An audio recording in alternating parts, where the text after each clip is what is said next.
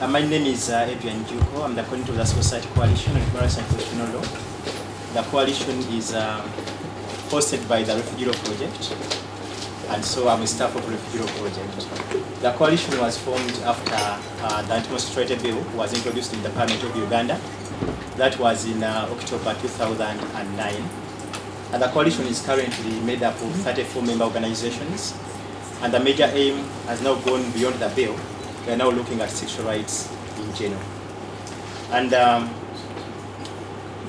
I'm going to discuss the effect of criminalization, in general, not only the bill, but also the existing law on LGBTI persons in Uganda in relation to forced migration. So I would start by saying that apparently one of the most everlasting legacies of British colonialism in Uganda and most of the Commonwealth is the law on unnatural offences. It is hard to get rid of, apparently, as I think we've seen at the coalition so far. But it is still here. In Uganda, however, it has gone beyond what the British left, because now we have more than the law on unnatural offences. The law in Uganda, starting from the Constitution, which is the supreme law of the country, the Constitution prohibits same-sex marriages in Uganda.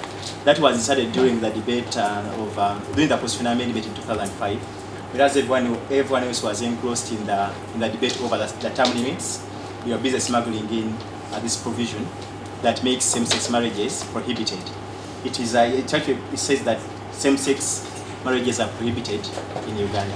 So that's one, and that's the Constitution. It's the supreme law of Uganda. So we still have that. Then the other law is section 145. That is the provision, that's the British provision, unnatural offences. I think they called it unnatural because they didn't even want to name the offences. So under unnatural offences, the provision is any person who has canon knowledge of any person against the order of nature. So they call it against the order of nature. I wonder what the order of nature now is, but this is against the order of nature. And then B, has canon knowledge of an animal, or permits a male person to have canon knowledge of him or her against the order of nature, commits an offense and is able to imprisonment for life. So here we have bestiality, we have consensual same-sex relationships being criminalized. But what we get from this provision is that actually it does not prohibit homosexuality, like the interpretation has been for most of the people, most of the citizens. It does not criminalize homosexuality per se. It criminalizes same-sex relations. It criminalizes sex intercourse between persons of the same sex. So it does not extend to criminalizing sexual orientation or sexual identity for that matter, though it has actually been used to criminalize that. But actually the law, if you look at it, criminalizes only the act of sex between consenting adults. Even non-consenting adults anyway. So, apart from that, there is also the Equal Opportunities Commission Act, Section 15(6)(d) of which prohibits the Commission from investigating matters that are regarded as immoral or culturally unacceptable by the majority of the cultural groups in Uganda. And actually, if you look at the Hansard, what was intended here is to prevent, as they call it, homosexuals from claiming equal status to everyone else using the Equal Opportunities Commission. So, the law has been challenged in court, but apparently that it is Constitutional Petition number 1 of 2009, but it has taken more than 2 years, and the court has no quorum up to now to hear the case. Every time we go to court, they tell us, oh, we have no quorum. The case has now been set for July 18th. The hearing is on July 18th. I wonder if they will have quorum, because I don't think something much has changed from that time. So that's the position of the law at the present.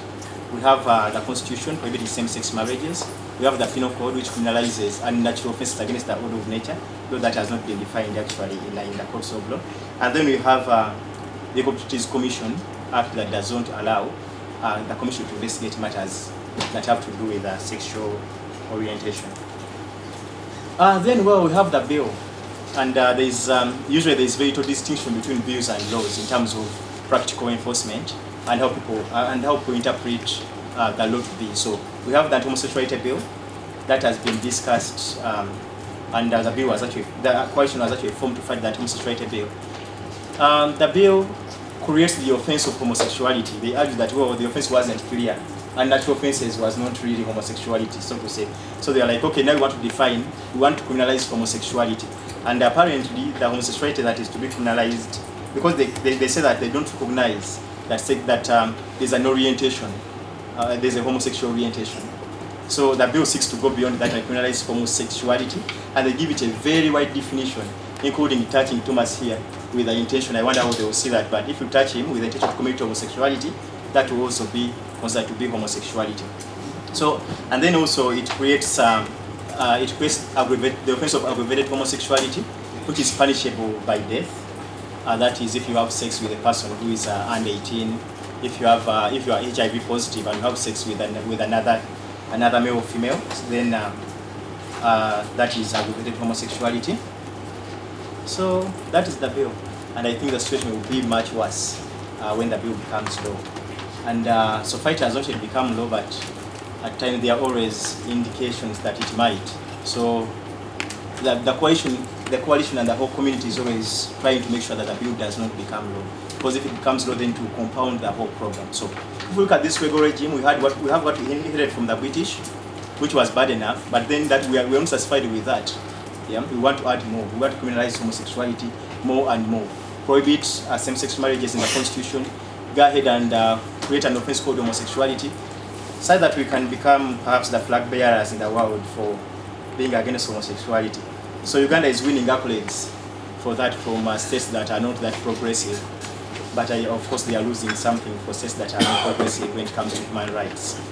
So my focus today is, if you look at this legal regime that we have now, what is the implication of it on LGBT persons and forced migration? So largely, the implication of all these laws is that, one, if you look at the general population simply considers these laws as, they look at it as criminalization of homosexuality. I said that before, that a person who has a different sexual orientation is prima facie a criminal. So they don't want to know. So, and many people have been arrested not because they engaged in homosexual acts, but just because they are perceived to be gay.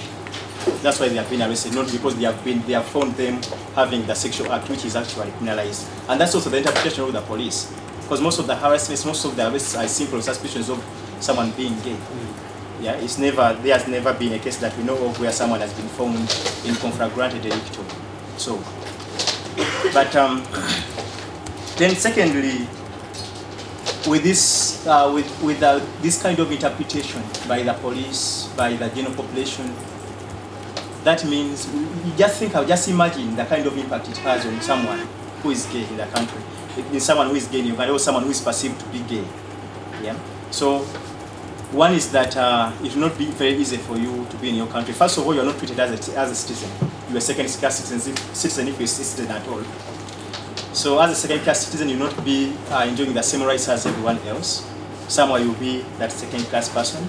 You will never be among the citizens that are known in the country, and that is at the level of the state. So then you have police harassment coupled with blackmail. So after police harassment and blackmail, then you have the general population, which takes it upon themselves to fight against homosexuality. So the whole effect of these laws is also to cause a sex panic. I think what we have today is a sex panic in this country. Because the moment you mention homosexuality, then people start imagining all kinds of things. The first thing that comes to their mind is anal sex. And that's so bad and so abominable, it can't even be mentioned. So apart from that being so bad, then there's this business of recruiting our children and turning them into homosexuals. Now that's the worst. That is the worst argument that has been used by the more right, that homosexuals are recruiting in this country.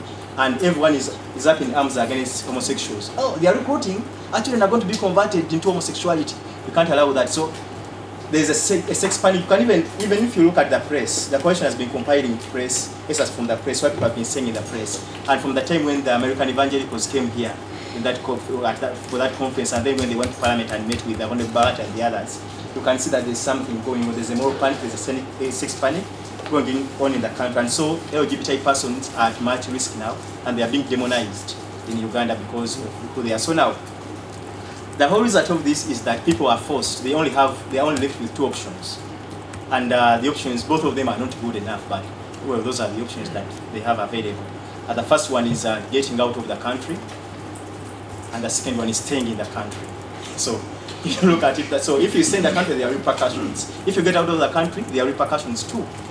And you can't say, well, when you weigh it, you may find that getting out of the country may be better, but it's not easy for starters. And then secondly, when you go out, that's not the best option. Because you're a citizen of Uganda, you would have loved to stay in your country. You don't want to stay out there where you are unknown at all. So for those who decide to go, there are two options. You either go out, or you simply get internally displaced in your country. So you simply, if you think that they are harassing you, if they are harassing you here in Kampala, then you find refuge somewhere in the village. So you have been displaced. I saw the IASFM definition of forced migration, and I've not yet come to the conclusion whether it covers what you're talking about here, because they describe forced migration as a general term that refers to the movements of refugees and internally displaced people, as well as people displaced by natural or environmental disasters, chemical or nuclear disasters, famine, or development projects. I'm not sure whether this includes legal disasters, but I think what we are having here is the legal disaster, and I think this should enter into the definition somehow to show that it may not only be about nuclear disasters or famine or development projects, but somehow people can get displaced by laws. So, so you get displaced within the country, and of course where you go after some time, of course you have to get displaced again, because the homosexual is here. So you go to another place again within the country. And that usually happens because in most cases you can't even get out of the country, because there are also a lot of issues before you can get out of Uganda. So those who decide to go out, they are also faced with their own challenges. You get out of your country, that's the end of your work, the work that you've been doing in your country, and that is if you can get asylum. Because like people at Refugee Project will tell you, getting asylum is not that easy. We recently launched the Getting Out documentary that showed how difficult it is for people to get asylum. And we've seen very many cases in the press where people they are being sent back to Uganda for being, as in, they won't give them asylum. I think it has happened more especially in the UK. They are coming back. Oh, no. What are the reasons that they give? You are lying, this is not the situation in Uganda. Oh, no, you are not gay enough, something of the sort.